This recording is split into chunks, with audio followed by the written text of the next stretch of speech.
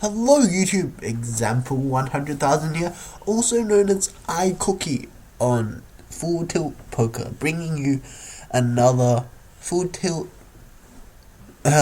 moment, I guess.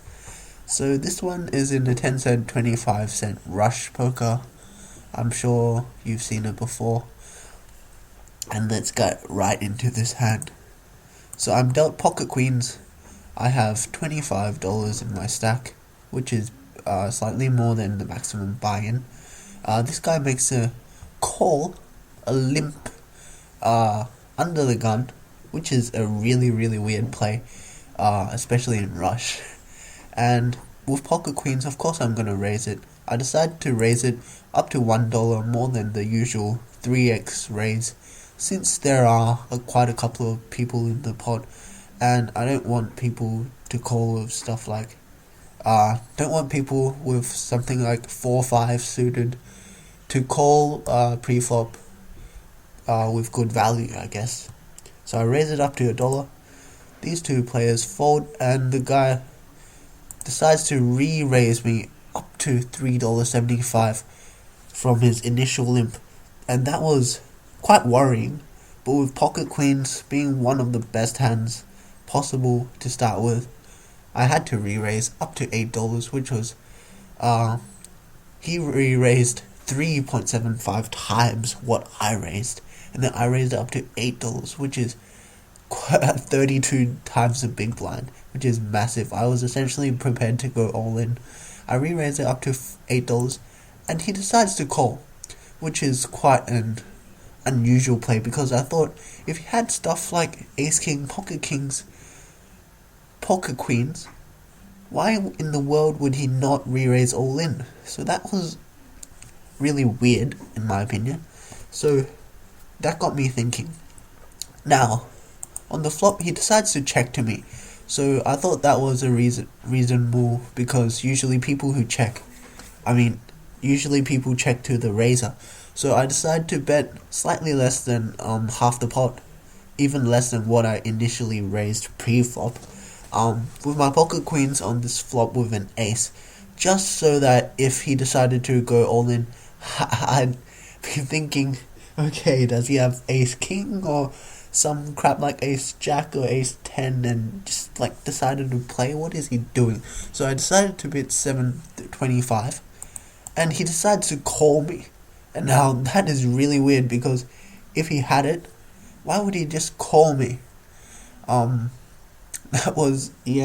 got me thinking as well. So I was like, okay, maybe he does have the ace, or maybe he has pocket kings, because I was more leaning towards pocket kings, because if he had pocket kings and he just wanted to slow play it pre-flop and not go all in, he would be afraid of that ace and would just want to call as opposed to go all in if there wasn't an ace on the flop. So now I decide, after seeing a turn of 8 of clubs, I have the queen of clubs, so I thought, alright, I've got a third of the pot, I pretty much have to go all in or check behind. And I thought going all in would be fine, because I could hit a club to beat whatever he has, or he might just have pocket kings and not want to call. So I decided to go all in, and he decides to call me with queen king of spades, and I double up. So what in the world was this guy thinking? I bet you did not see him having queen king of spades. Like, what in the world? How could he call so much pre-flop with queen king of spades? You would have thought that if he wanted to bluff with queen king of spades pre-flop by raising to $3.75, he would have folded to the re-raise of $8. So I thought that was an incredibly bad play by this guy. Even on the flop, I decided to bet. Why in the world would he try and call to hit a jack? Even hitting a queen or a king may not help him, and in this case, if he actually hit a queen, he would have been in even bigger trouble. Well, just as big as trouble, because I have 2 queens. Exactly. So all he could do was hit a king or a jack, and even then he wouldn't be sure that he would have the best hand, because I could have king ace right now, because if I had king ace, I would likely play almost the same way, especially if it was something like King Ace suited.